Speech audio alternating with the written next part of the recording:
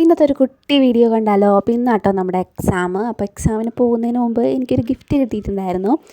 അതെന്ന് വെച്ച് കഴിഞ്ഞാൽ ഇതുപോലത്തെ പേനയാട്ടോ. അതുപോലെ നല്ല സോഫ്റ്റായിട്ടുള്ള മഷിയാണ്. പിന്നെ നമുക്കിത് ഈ പേന കൊണ്ട് തന്നെ നമുക്ക് മായ്ച്ച് കളയാം എഴുതിയതിന് ശേഷം.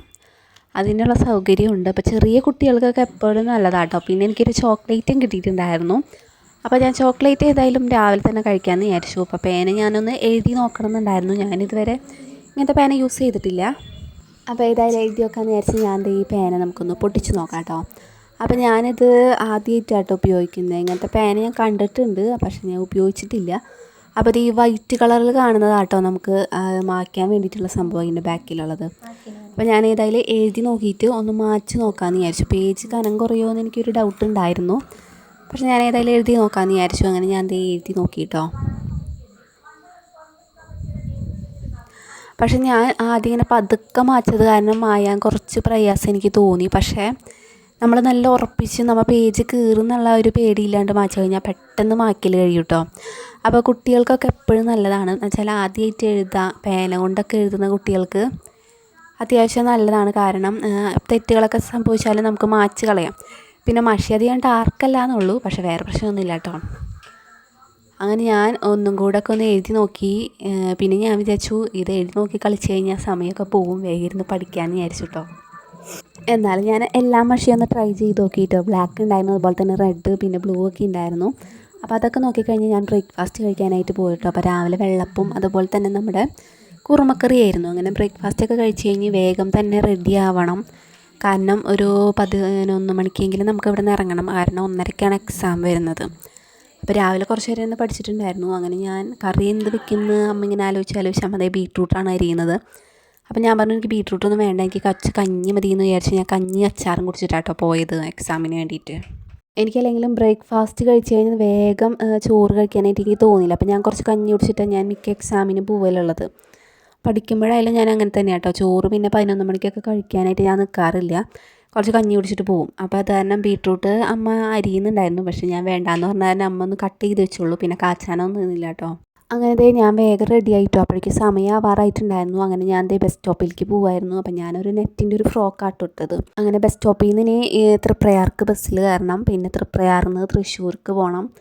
അപ്പോൾ അത്യാവശ്യം കുറച്ച് സമയമുണ്ട്. അപ്പോൾ ഞാൻ ഇങ്ങനത്തെ ഒരു സിമ്പിൾ വളയൊക്കെ ഇട്ട് വേഗം റെഡിയായി പോയി. അങ്ങനെ അത്യാവശ്യം കുറച്ച് ദൂരമുള്ളൂ നമ്മൾ അവിടെ നിന്ന് ബസ് സ്റ്റോപ്പിലേക്ക് ഒരു 5 മിനിറ്റ് അത്രയൊക്കെ ഉള്ളൂ. അങ്ങനെ ബസ് സ്റ്റോപ്പിലെത്തി എത്താറായിട്ടുണ്ടായിരുന്നു. അപ്പോൾ ബസ് സ്റ്റോപ്പിലെത്തിക്കഴിഞ്ഞാൽ ഇനി തൃശ്ശൂർ ബസ് നമ്മളവിടെ നിന്ന് നേരിട്ട് ചില സമയത്ത് ഉണ്ടാവില്ല. അങ്ങനെ നമ്മുടെ എക്സാമൊക്കെ കഴിഞ്ഞു. അങ്ങനെ ഏതായാലും ഒരു ജ്യൂസ് കുടിക്കാമെന്ന് വിചാരിച്ചു. അങ്ങനെ ഞാനൊരു ജ്യൂസൊക്കെ കുടിച്ച് നേരെ ബസ്സിൽ കയറിയിട്ടോ. തൃശ്ശൂരിൽ നിന്ന് തന്നെ കയറി, തൃപ്രയാർക്കുള്ളത് തന്നെയാണ് കയറിയത്. അപ്പോൾ ബസ് വേഗം എടുത്തു കേട്ടോ. ഞാൻ ചെല്ലലും ബസ് എടുക്കലൊക്കെ ഒരുമിച്ചായിരുന്നു. ഭാഗ്യത്തിന് എനിക്ക് സീറ്റ് കിട്ടിയിട്ടുണ്ടായിരുന്നു.